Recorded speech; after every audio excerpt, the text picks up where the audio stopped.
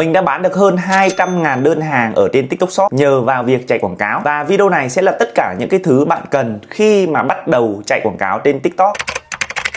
Ví dụ như chiến dịch này của mình đã chi tiêu khoảng hơn 310.000 đô la và đã hiển thị được hơn 217 triệu lượt hiển thị. Đồng thời nó đã kiếm về cho mình hơn 200.000 khách hàng tiềm năng. Nếu như các bạn đang muốn kinh doanh ở trên TikTok này, các bạn đang làm nội dung hay là kinh doanh ở trên các nền tảng dropship như là Shopify hay là website thì quảng cáo TikTok sẽ là một công cụ rất tuyệt vời để giúp các bạn có thể đạt được mục tiêu của mình. Video này sẽ là một video dài và mình sẽ cập nhật những cái kiến thức mới nhất trong năm nay để giúp cho các bạn có thể là thiết lập ra một chiến dịch quảng cáo hiệu quả được. Và kể cả những cái bạn nào đang mới bắt đầu hay đang kinh doanh ở trên TikTok rồi, các bạn cũng có thể xem video này, lưu lại những kiến thức để áp dụng vào trong cái hoạt động kinh doanh của mình nhé. Bây giờ thì các bạn hãy theo dõi, mình sẽ hướng dẫn chi tiết từng bước một các bạn nhé. Đầu tiên để chúng ta có thể chạy quảng cáo TikTok thì các bạn cần phải có một cái gọi là trung tâm doanh nghiệp.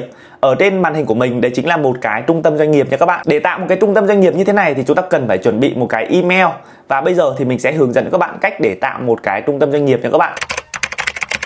Đầu tiên thì các bạn có thể click vào đường link bên dưới mình ghim ở phần bình luận để có thể là tạo tài khoản quảng cáo TikTok các bạn nha. Sau khi click vào trong cái đường link thì các bạn sẽ hiện ra một cái cửa sổ. Cái cửa sổ này thì các bạn sẽ ấn vào nút đăng ký ngay để tiến hành là tạo tài khoản mới nhé. Tiếp theo sau đó các bạn sẽ ấn vào nút đăng ký tài khoản các bạn nha. Các bạn sẽ lựa chọn hai ký tự giống nhau này và ấn nút là xác nhận. Sau đó thì nó sẽ gửi cho chúng ta một cái mã về email và các bạn sẽ tiến hành đăng nhập vào email để lấy mã nha các bạn. Sau khi đăng nhập vào email thì các bạn sẽ được một cái mã TikTok gửi về và sau đó các bạn sẽ tiến hành là copy mã và tiến hành dán vào nút xác nhận các bạn nha. Đầu tiên ở cái giao diện tạo tài khoản quảng cáo thì cái đầu tiên là tên doanh nghiệp. Nếu như các bạn là công ty thì các bạn sẽ nhập tên công ty của các bạn vào. Còn nếu như các bạn là cá nhân thì các bạn cũng có thể là đặt theo tên shop hoặc là tên cá nhân của các bạn cũng được. Cái này thì nó sẽ không bắt buộc các bạn nha. Tiếp đến là website. Nếu như các bạn có website thì các bạn sẽ nhập vào, còn nếu như không thì các bạn sẽ bỏ trống cho mình nhé. Ở lĩnh vực kinh doanh thì các bạn sẽ chọn vào lĩnh vực mà các bạn đang làm. Ví dụ như ở đây thì mình đang làm ở lĩnh vực thương mại điện tử. Tiền tệ thì các bạn sẽ lựa chọn cái tiền tệ mà các bạn muốn chọn nhé. Ở đây thì mình sẽ chọn là đô la Mỹ và ở đây thì các bạn sẽ nhập cái số điện thoại các bạn vào nhé. Sau đó thì các bạn sẽ tiến hành là nhập cái mã SMS gửi về ở trên cái điện thoại, số điện thoại của các bạn và các bạn sẽ tiến hành ấn vào nút accept, đồng ý nhé các bạn. Đến bước này thì các bạn đã tạo tài khoản thành công rồi. Tuy nhiên các bạn vẫn phải làm thêm một cái bước như sau thì bắt đầu chúng ta mới chạy quảng cáo được các bạn nha. Đầu tiên các bạn sẽ bấm vào ở cái biểu tượng ở trên cái chữ U, cái nút 3 gạch ở phía bên trái màn hình và các bạn sẽ click vào cho mình ở phần là Business Center. Đến bước này thì các bạn sẽ có hai lựa chọn, một là nhà quảng cáo, hai là agency. Nếu như các bạn kinh doanh một mặt hàng, các bạn là người bán hàng không phải là người chạy quảng cáo đại lý thì các bạn sẽ tiến hành là chọn tôi là nhà quảng cáo nha. Còn nếu như các bạn chạy cho nhiều shop khác nhau, nhiều khách hàng khác nhau thì các bạn nên chọn là agency. Ở đây thì các bạn sẽ tiến hành là chọn cho mình quốc gia mà các bạn muốn chạy quảng cáo nhé. Sau đó các bạn sẽ chọn múi giờ và chọn tiền tệ mà các bạn muốn chạy quảng cáo và các bạn ấn nút tạo giúp mình. Đến bước này thì nó sẽ yêu cầu các bạn cần phải bật cái xác minh 2 bước. Thì cái này thì các bạn có thể để lần sau chúng ta bật cũng được. Như vậy là các bạn đã tiến hành tạo xong cái phần tài khoản quảng cáo trung tâm doanh nghiệp ở trên TikTok. Đến bước này thì các bạn sẽ thực hiện cho mình một số bước như sau. Đầu tiên là các bạn sẽ ấn vào nút là thêm thông tin liên hệ bằng cách bấm vào nút bắt đầu các bạn nha. Các bạn ấn vào nút submit giúp mình này. Đầu tiên các bạn sẽ chọn vào lĩnh vực mà các bạn kinh doanh. Số 2 các bạn sẽ tiến hành là nhập tên của các bạn vào. Số 3 thì các bạn sẽ nhập số điện thoại của các bạn vào nhé. Và cuối cùng là các bạn ấn vào nút submit giúp mình. Tiếp đến là đến phần số 2. Ở đây thì sẽ đến cái phần là các bạn sẽ tiến hành tạo tài khoản quảng cáo cho mình nhé. Ở đây thì các bạn có thể là ấn vào nút là create, tức là tạo tài khoản quảng cáo này. Nó sẽ có hai lựa chọn cho chúng ta, đó chính là tạo mới hoặc là yêu cầu quyền truy cập. Thì ở đây các bạn sẽ ấn vào nút cho mình là nút tạo mới tài khoản nhé. Các bạn sẽ tiến hành là đặt cái tên cho tài khoản quảng cáo. Ở cái tên tài khoản quảng cáo này thì các bạn đặt sao cũng được, không sao nhé. Các bạn sẽ tiến hành là nhập website nếu có và tiến hành chọn múi giờ các bạn nhé. Các bạn sẽ ấn vào nút tiếp tục giúp mình. Và ở đây thì các bạn sẽ tiến hành là thêm thông tin liên hệ của các bạn nhé. Cái này không bắt buộc, các bạn nhập cũng được mà không nhập cũng được. Nhưng mà mình khuyên thì các bạn nên nhập lên các bạn nhé. Và các bạn sẽ tiến hành ấn vào nút gửi giúp mình. Sau khi mà các bạn đã tiến hành là tạo tài khoản quảng cáo xong thì các bạn sẽ ấn vào nút tài khoản giúp mình. Và ở đây các bạn sẽ phải thực hiện cho mình 2 bước, đó chính là đầu tiên các bạn phải liên kết cái kênh TikTok của bạn vào và thứ hai các bạn sẽ liên kết shop. Để liên kết tài khoản TikTok thì các bạn làm như sau. Đầu tiên các bạn sẽ click vào mục là tài khoản TikTok và các bạn sẽ ấn vào nút yêu cầu quyền truy cập. Tiếp đến thì các bạn sẽ tiến hành là chọn vào nút là yêu cầu quyền truy cập tài khoản có sẵn và các bạn sẽ tiến hành là bật các cái ủy quyền lên giúp mình nhé. Và các bạn sẽ ấn vào nút là tạo mã QR. Đến bước này thì đầu tiên các bạn sẽ mở ứng dụng TikTok lên, sau đó các bạn sẽ tiến hành quét mã như sau. Các bạn ấn vào nút 3 gạch ở phía bên góc phải màn hình. Các bạn sẽ ấn vào nút là mã QR của tôi. Sau đó các bạn sẽ ấn vào nút góc phải màn hình mã QR và các bạn sẽ tiến hành quét vào trong cái mã ở trên kênh nhé. Và lúc này các bạn sẽ tiến hành là ấn vào nút tiếp tục và ấn vào nút đồng ý giúp mình nhé. Sau khi các bạn đã tiến hành là quét kênh xong, các bạn ấn vào nút tiếp tục giúp mình nhé. Ở đây thì nó sẽ hiện ra cái kênh TikTok của bạn và ở đây các bạn sẽ ấn vào nút là View và các bạn sẽ ấn vào nút là chỉ định thành viên mới và chọn vào cái tài khoản các bạn vừa tạo nhé. Các bạn sẽ tiến hành là bật các cái tính năng ủy quyền video và chạy quảng cáo ở trên kênh và ấn vào nút đồng ý chỉ định nha các bạn. Như vậy là các bạn đã tiến hành là liên kết được cái tài khoản TikTok thành công. Tiếp theo, nếu như các bạn đang bán hàng ở trên TikTok Shop thì các bạn sẽ tiến hành là liên kết shop vào nữa. Để liên kết cửa hàng vào thì đầu tiên các bạn sẽ ấn vào nút cửa hàng giúp mình. Và ở đây các bạn sẽ chọn vào nút là yêu cầu quyền truy cập vào TikTok Shop. Lúc này thì nó sẽ yêu cầu chúng ta cần phải nhập một cái mã ủy quyền ở trên TikTok Shop của chúng ta nhé. Để lấy mã cửa hàng của TikTok Shop thì đầu tiên các bạn sẽ tiến hành là mở cái ứng dụng TikTok Shop lên của chúng ta. Đối với giao diện máy tính, các bạn sẽ ấn vào nút góc phải màn hình và nó sẽ hiện ra một cái mục là mã cửa hàng. Ở mục mã cửa hàng này thì các bạn sẽ tiến hành là copy cái mã cửa hàng này giúp mình nhé. Và các bạn sẽ tiến hành là dán cái mã cửa hàng của chúng ta vào đây. Và sau đó các bạn sẽ ấn vào nút là yêu cầu quyền truy cập. Sau khi các bạn đã tiến hành yêu cầu quyền truy cập thì các bạn sẽ tiến hành copy cái đường link này. Các bạn quay sang ở cái giao diện ở trên TikTok Shop của chúng ta.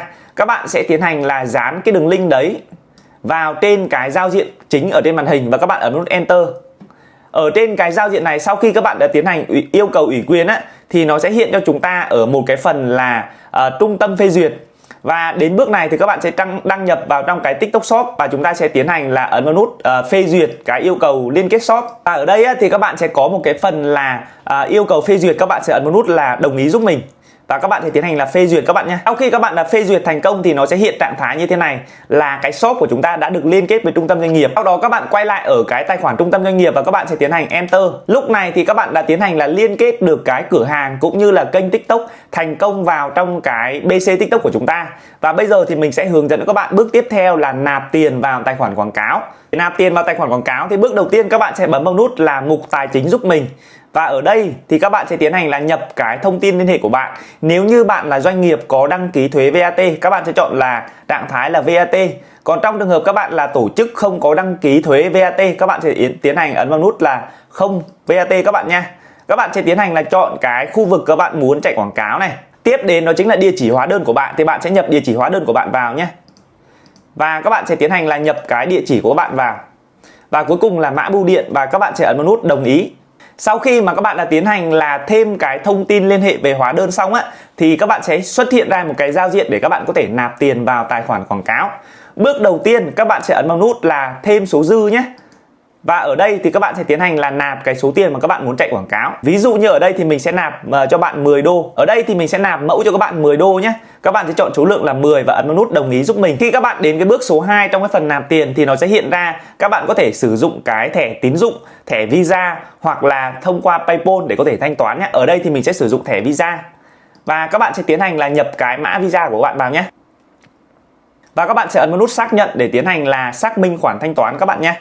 Sau khi mà các bạn đã tiến hành là nạp tiền thành công thì nó sẽ báo trạng thái là thành công như chúng ta như thế này. Bước tiếp theo thì các bạn sẽ tiến hành là chuyển cái số dư này vào trong cái tài khoản quảng cáo mà các bạn muốn chạy nhé. Ở đây thì mình sẽ tiến hành là chuyển cái 10 đô này vào trong cái tài khoản quảng cáo mình vừa tạo bằng cách là mình sẽ ấn vào nút là thêm số dư ở bên dưới này. Sau đó thì mình sẽ tiến hành là ấn vào nút là một là các bạn có thể chuyển số tiền, tất cả số tiền vào đây bằng cách ấn vào nút là chọn tất cả. Sau đó các bạn ấn vào nút đồng ý giúp mình nhé.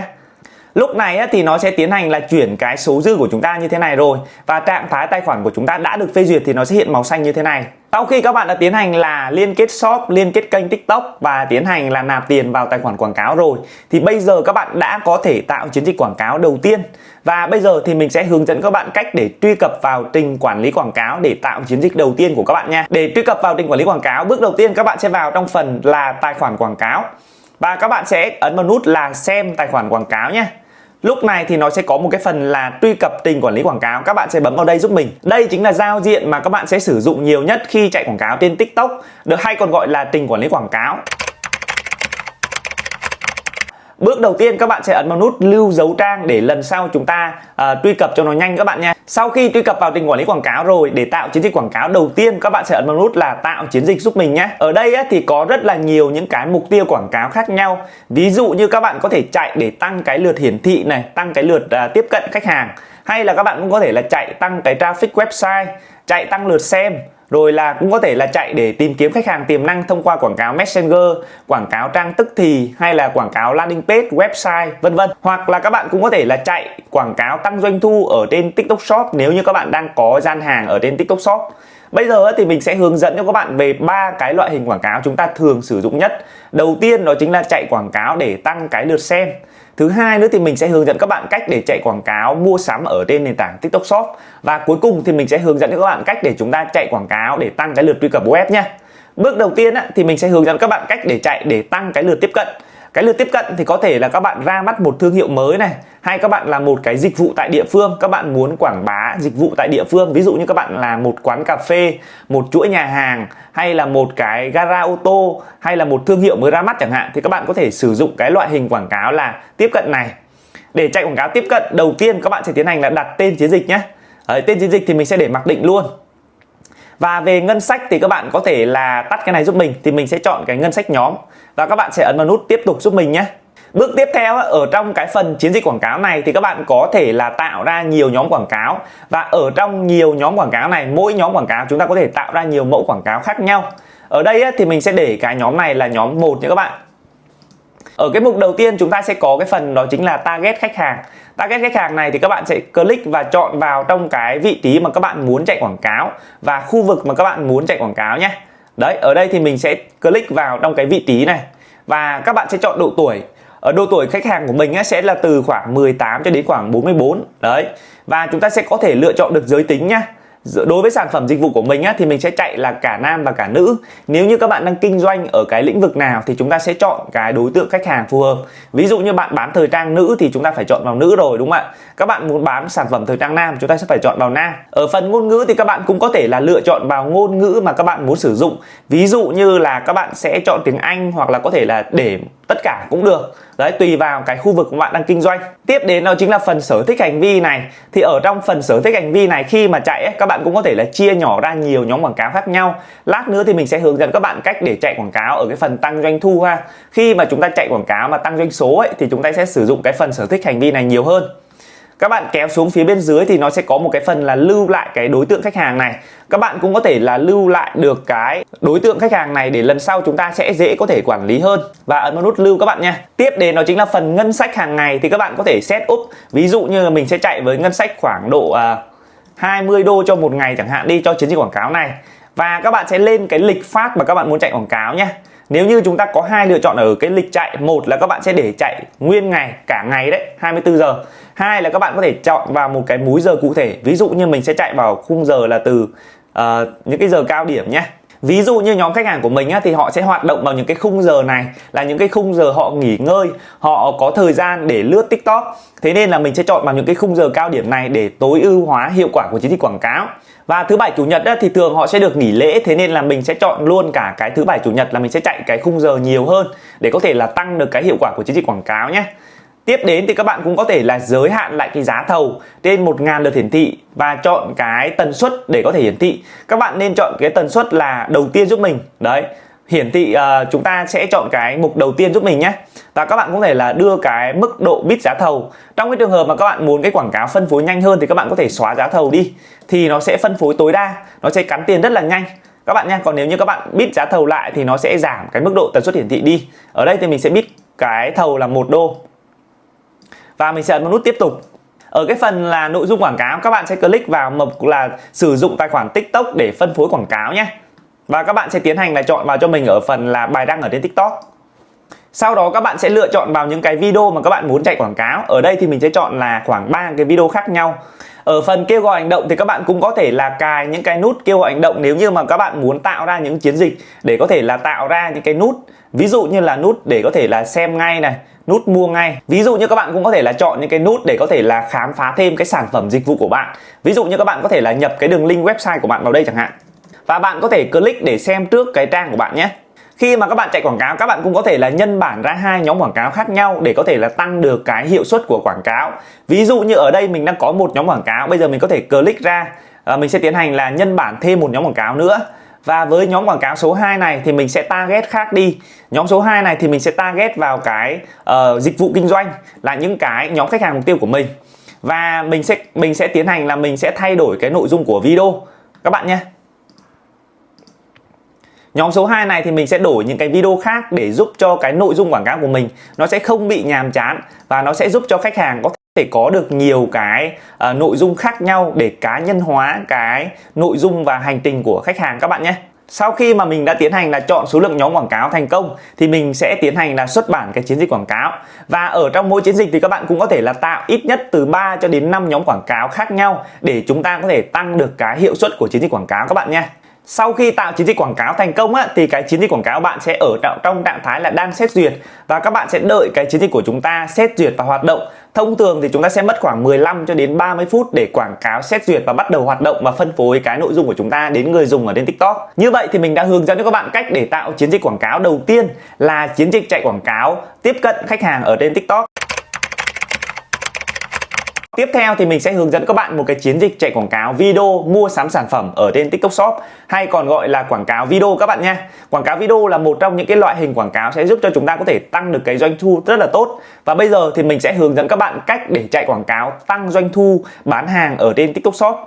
Để tạo một cái chiến dịch quảng cáo tăng doanh thu ở trên TikTok Shop, các bạn sẽ ấn vào nút tạo chiến dịch giúp mình nhé. Lúc nãy thì chúng ta đã tìm hiểu với cách chạy quảng cáo là tiếp cận rồi đúng không? Thì bây giờ các bạn sẽ chọn vào cho mình ở mục SEO, tức là phần doanh số. Và ở phần doanh số này các bạn cũng thiết lập tương tự. Mình sẽ đặt tên theo chiến dịch và ấn vào nút tiếp tục nha. Mình sẽ chọn ngân sách nhóm các bạn nha. Khi mà các bạn chạy quảng cáo tăng doanh thu ở trên TikTok Shop, chúng ta sẽ có 3 lựa chọn chính. Đấy chính là chạy quảng cáo video shopping ad này, chạy quảng cáo livestream này, và chạy quảng cáo mua sắm sản phẩm. Thì đầu tiên mình sẽ hướng dẫn các bạn cách để chạy quảng cáo thông qua video ngắn. Và các bạn sẽ chọn vào TikTok Shop mà các bạn muốn chạy quảng cáo. Tiếp đến các bạn kéo xuống ở phần là quảng cáo đa luồng, thì các bạn sẽ bật cái tính năng này lên giúp mình nhé. Chúng ta bật cái công tắc này lên để quảng cáo có thể được hiển thị ở nhiều vị trí khác nhau. Các bạn kéo xuống phía bên dưới nhé, ở phần mục tiêu là phần địa điểm này và phần cái độ tuổi của nhóm khách hàng, thì các bạn cũng phân tích tương tự như lúc nãy mình đã hướng dẫn rồi. Các bạn sẽ chọn vào cái đối tượng nào mà sẽ giúp cho chúng ta có thể là có cái tiềm năng nhất, và mình sẽ chọn vào cái tệp là từ 18 đến 44. Ở phần sở thích hành vi thì các bạn có thể là lựa chọn vào nhóm sở thích hành vi. Khi các bạn chạy quảng cáo doanh số thì các bạn sẽ dựa vào cái sản phẩm của bạn để chạy. Ở nhóm quảng cáo số 1 của mình thì mình sẽ chọn vào trong cái phần là dịch vụ kinh doanh. Và mình sẽ để ngân sách cho nhóm này là 10 đô, và mình sẽ chia là tầm 3 cho đến 5 nhóm quảng cáo có cái target khác nhau để tăng được cái hiệu quả của chiến dịch quảng cáo.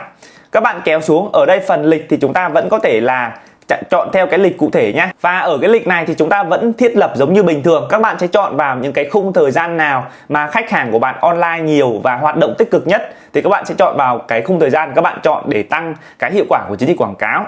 Ở đây thì chúng ta sẽ có hai cái chiến lược bid thầu. Tức là đầu tiên các bạn sẽ bid thầu dựa trên là doanh thu gộp. Doanh thu gộp nó sẽ được tính bằng tổng cái doanh thu từ cái đơn hàng của bạn, tính cả phí ship và chia cho tổng chi phí quảng cáo. Mình lấy ví dụ như là doanh thu gộp của bạn là 100 đô và chi phí quảng cáo của bạn là 20 đô thì cái ROAS của bạn sẽ đạt bằng 5. Đấy, ví dụ như các bạn lấy 100 đô la chia cho 20 đô la chi phí quảng cáo thì các bạn sẽ tính ra được cái chỉ số này. Ví dụ như bây giờ mục tiêu của bạn là bạn muốn bán được 100 đô doanh thu và bạn sẵn sàng chi tiêu tối đa là 20 đô cho chi phí quảng cáo, thì lúc đấy các bạn sẽ đặt cho mình là ROAS bằng 5. Tiếp đến các bạn ấn vào nút cho mình nút tiếp tục nhé. Ở trong mục quảng cáo doanh số sản phẩm thì các bạn sẽ tiến hành chọn sản phẩm mà các bạn muốn chạy quảng cáo, và sản phẩm này phải là sản phẩm đã đăng lên TikTok Shop. Mình sẽ click vào sản phẩm này. Và các bạn nên ưu tiên chọn những sản phẩm nào best seller và bán chạy nhất của shop của bạn để có thể tăng được cái doanh thu tối đa cho cái chiến dịch quảng cáo. Các bạn sẽ ấn vào nút thêm giúp mình nhé. Tiếp đến các bạn sẽ chọn vào cái bài đăng ở trên kênh của chúng ta. Và các bạn sẽ tiến hành là chọn vào trong cái video mà các bạn muốn chạy quảng cáo nhé. Tương tự với chiến dịch này mình cũng sẽ chọn tầm 3 cái video khác nhau để có thể là gia tăng được cái hiệu quả của chiến dịch quảng cáo. Tiếp tục thì ở đây mình sẽ tiến hành là nhân bản thêm nhóm quảng cáo để có thể là chọn video khác nhau. Và ở nhóm quảng cáo số 2 mình sẽ tiến hành là target vào một cái sở thích hành vi khác. Và ở cái nhóm quảng cáo số 2 mình sẽ thay đổi cái video các bạn nha. Mỗi chiến dịch quảng cáo tăng doanh số các bạn có thể tạo ít nhất từ 3 cho đến 5 nhóm quảng cáo trở lên để giúp có thể tăng được hiệu quả của chiến dịch quảng cáo. Và các bạn sẽ làm một cái thao tác đơn giản là sao chép cái nhóm quảng cáo lên và chúng ta sẽ thay đổi cái target về sở thích hành vi khác nhau. Và các bạn sẽ thay đổi về cái nội dung khác nhau nhé. Ở đây thì mình sẽ chạy 3 nhóm quảng cáo với sở thích và hành vi khác nhau và những cái nội dung quảng cáo khác nhau. Sau đó thì mình sẽ ấn vào nút xuất bản chiến dịch. Như vậy thì mình đã hướng dẫn cho các bạn cách để chạy một cái chiến dịch quảng cáo tăng cái doanh thu bán hàng ở trên TikTok Shop thông qua quảng cáo video. Vậy nếu như chúng ta muốn chạy một cái loại hình quảng cáo khác, đấy chính là loại hình quảng cáo mua sắm sản phẩm thì sao? Mình sẽ giới thiệu các bạn về quảng cáo mua sắm sản phẩm nhé. Quảng cáo mua sắm sản phẩm đó chính là chiến dịch chạy quảng cáo để giúp khách hàng có thể hiển thị sản phẩm ở trên Shop tab. Ví dụ như khách hàng đang tìm kiếm một cái từ khóa nào đấy, họ cần tìm một chiếc áo thun, họ cần tìm một chiếc sạc điện thoại, hay là họ cần tìm một chiếc quạt chẳng hạn ở trên nền tảng TikTok Shop, thì họ sẽ tiến hành là lên trực tiếp ở trên TikTok Shop để tìm sản phẩm đấy luôn. Thì các bạn sẽ tiến hành là sử dụng cái nền tảng quảng cáo thông qua là mua sắm sản phẩm. Quảng cáo mua sắm sản phẩm thì nó sẽ tập trung chính vào trong cái việc là đánh vào những nhóm khách hàng đã có thói quen mua sắm ở trên TikTok Shop rồi và họ chủ động tìm kiếm sản phẩm ở trên TikTok Shop. Và thông qua những cái loại hình quảng cáo như là quảng cáo tìm kiếm và quảng cáo khám phá ở trên trung tâm mua sắm TikTok Shop. Vậy loại hình quảng cáo này nó sẽ khác quảng cáo video như thế nào? Thì bây giờ chúng ta sẽ tiến hành tạo chiến dịch quảng cáo trung tâm mua sắm các bạn nha. Vừa rồi thì mình đã hướng dẫn cho các bạn cách để chạy quảng cáo loại hình là mua sắm thông qua video. Bây giờ chúng ta sẽ đến với một loại hình quảng cáo mua sắm sản phẩm các bạn nha. Các bạn vẫn bấm vào cho mình nút tạo chiến dịch quảng cáo như là bình thường. Và ở đây các bạn vẫn chọn vào mục doanh số sản phẩm. Ở đây thì các bạn sẽ tiến hành đặt tên chiến dịch là quảng cáo mua sắm sản phẩm và ấn nút tiếp tục giúp mình. Đối với quảng cáo mua sắm sản phẩm thì các bạn sẽ chọn vào cái loại hình quảng cáo là ở mục số 3 là quảng cáo mua sắm sản phẩm. Ở mục TikTok Shop các bạn vẫn chọn vào shop mà các bạn muốn chạy quảng cáo và các bạn kéo xuống phía bên dưới nhé. Các bạn vẫn chọn vào độ tuổi. Và khi các bạn chạy quảng cáo mua sắm sản phẩm thì chúng ta vẫn set up tất cả mọi thứ về cái target khách hàng giống như bình thường. Và nó chỉ có một chút thay đổi ở cái phần đó chính là về ngân sách. Thì ở đây mình vẫn chạy với ngân sách là 10 đô trên một ngày. Tiếp đến là phần target ROAS thì các bạn vẫn đặt như là bình thường. Ngoài cái cơ chế đấu thầu về cái doanh thu gộp ra, các bạn sẽ có một cái cơ chế đấu thầu dựa trên lượt mua hàng. Ví dụ như sản phẩm của bạn bán giá là 20 đô và các bạn muốn bỏ ra chi phí quảng cáo cho mỗi sản phẩm đấy là khoảng 4 đô thì các bạn có thể là chọn vào trong cái lượt mua hàng. Ví dụ như là một cái sản phẩm mình bán 20 đô và mình sẵn sàng bỏ ra 4 đô để chạy quảng cáo thì mình sẽ chọn số lượng là 4 đô các bạn nha. Và các bạn ấn vào nút tiếp tục giúp mình. Ở phần chọn sản phẩm á, thì đối với quảng cáo mua sắm sản phẩm thì chúng ta không cần sử dụng video để chúng ta chạy quảng cáo, mà sản phẩm chính là cái mẫu quảng cáo mà chúng ta sẽ đưa đến người dùng thông qua ở các vị trí sau. Ở đây chúng ta sẽ có hai vị trí chính, đó chính là ở trên cái trang mua sắm và ở trên cái công cụ tìm kiếm. Ví dụ như bây giờ là nó sẽ hiện ở cái phần là khách hàng tìm kiếm từ khóa thì sản phẩm của chúng ta sẽ được đề xuất lên. Hai là nó sẽ tự động hiển thị ở trên trang mua sắm. Vậy thì ở đây á, các bạn sẽ tiến hành là có hai hình thức chúng ta chọn. Một là bạn sẽ chạy tất cả sản phẩm ở trên shop. Đấy, thì nó sẽ hiện tất cả những cái hạng mục liên quan. Tuy nhiên thì mình nghĩ là các bạn nên chọn cái sản phẩm cụ thể, vì các bạn sẽ chọn ra những sản phẩm nào bán chạy nhất ở trên shop để có thể tăng được hiệu quả doanh thu nhé. Cái này thì mình đã chạy thử và mình kiểm chứng rồi. Ở đây khi mà các bạn chạy quảng cáo mua sắm sản phẩm thì các bạn nên lọc những sản phẩm nào bán chạy nhất để các bạn chạy các bạn nha. Ở đây thì mình sẽ tiến hành là chọn hai cái sản phẩm này là những sản phẩm bán chạy của mình. Sau khi mà đã chọn được hai sản phẩm bán chạy để chạy quảng cáo mua sắm sản phẩm thì mình sẽ tiến hành là ấn vào nút bản sao và tiến hành là nhân bản nhóm quảng cáo lên các bạn nha. Và cái nhóm quảng cáo số 2 thì mình sẽ target vào sở thích và hành vi.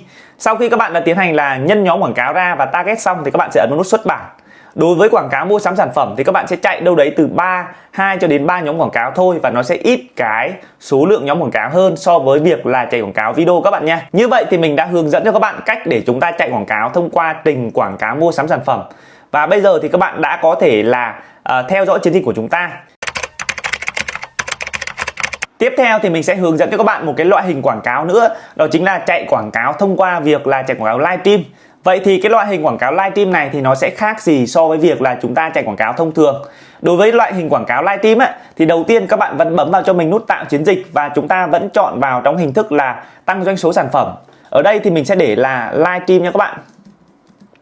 Mình sẽ đặt tên chiến dịch là livestream shopping ad, tức là mua sắm thông qua livestream. Các bạn vẫn chọn cách thiết lập như là bình thường.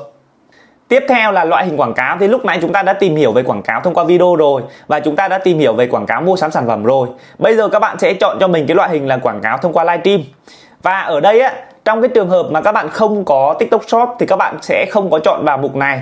Còn trong trường hợp mà các bạn muốn chỉ định một cái TikTok Shop thì các bạn sẽ click vào Shop và các bạn muốn chạy quảng cáo nhé. Ở đây mục phần target thì các bạn vẫn set up như là bình thường, các bạn vẫn chọn vào độ tuổi, giới tính và vị trí các bạn muốn chạy quảng cáo. Và các bạn có 3 cái hình thức để chúng ta có thể lựa chọn được cái lịch chạy và ngân sách. Ở đây thì thông thường là mình sẽ để một cái lịch chạy theo cái thời gian phát like. Ví dụ như là trung bình ở trên TikTok thì cái thời lượng like tối thiểu là khoảng 3 tiếng trở lên thì mình sẽ để là thường là mình sẽ chạy trong khoảng 3 tiếng. Và ví dụ như ở đây mình sẽ để là tổng ngân sách cho cái buổi live đấy là khoảng 100 đô chẳng hạn đi, thì mình sẽ nhập vào đây 100 đô. Tiếp đến ở cái phần về cái mục tiêu thì thông thường chúng ta sẽ chọn mục tiêu là doanh thu gộp hoặc là lượt mua hàng nha. Ở đây nếu như các bạn chỉ bán một cái sản phẩm duy nhất ở trên live của bạn chỉ bán một sản phẩm duy nhất với giá cố định thì các bạn nên đặt theo chỉ số là lượt mua hàng. Ví dụ như các bạn chỉ bán một cái sản phẩm với cái quạt hơi nước chẳng hạn đi, và cái sản phẩm đấy giá 100 đô và các bạn muốn mỗi đơn hàng của chúng ta mất 2 đô thì chúng ta sẽ nhập cái số tiền là target cho mỗi chuyển đổi của chúng ta là 2 đô. Nhưng trong cái trường hợp là shop của bạn có rất nhiều sản phẩm, ví dụ như bạn bán quạt, bạn bán tủ lạnh, bạn bán tai nghe, bạn bán rất nhiều sản phẩm khác nhau, thì lúc đấy các bạn sẽ chọn vào doanh thu gộp. Cơ chế để tính ROAS thì lúc nãy mình đã nói rồi, chúng ta sẽ tính bằng tổng doanh thu gộp khi mà chúng ta bán hàng chia cho tổng chi phí quảng cáo. Ví dụ như ở cái buổi live của bạn mục tiêu là trong 3 tiếng bạn sẽ bán được 1.000 đô la và bạn sẽ chi ra 200 đô la để chạy quảng cáo thì bạn sẽ để ROAS bằng 5. Và các bạn sẽ ấn vào nút tiếp tục. Ở cái phần nội dung thì chúng ta sẽ có hai hình thức. Một là chúng ta sẽ làm một cái video giới thiệu các sản phẩm hoặc là giới thiệu buổi live của bạn. Sau đó bạn có thể up lên kênh và chọn cái video đó để dẫn vào phòng live của bạn. Đối với cái hình thức quảng cáo này thì khi mà các bạn chọn hình thức này thì các bạn sẽ phải đăng video lên kênh và người ta sẽ thấy được cái video giới thiệu buổi live của bạn. Khi mà người ta lướt đến bảng tin thì nó sẽ tiến hành là bấm vào thì nó sẽ chuyển qua cái buổi live của bạn. Hình thức số 2 là chúng ta sẽ chọn là live thời gian thực. Thì cái loại hình này nó sẽ hiển thị trực tiếp cái buổi live của bạn đang làm luôn. Thì thông thường ở đây thì mình sẽ hướng dẫn các bạn cách để chạy quảng cáo cái phiên live của bạn luôn nhé. Và các bạn sẽ ấn vào nút là xuất bản. Như vậy thì mình đã hướng dẫn cho các bạn cách để chạy chiến dịch quảng cáo livestream ở trên nền tảng TikTok. Đối với chiến dịch quảng cáo livestream thì các bạn sẽ click vào đây và chọn sang nhóm quảng cáo.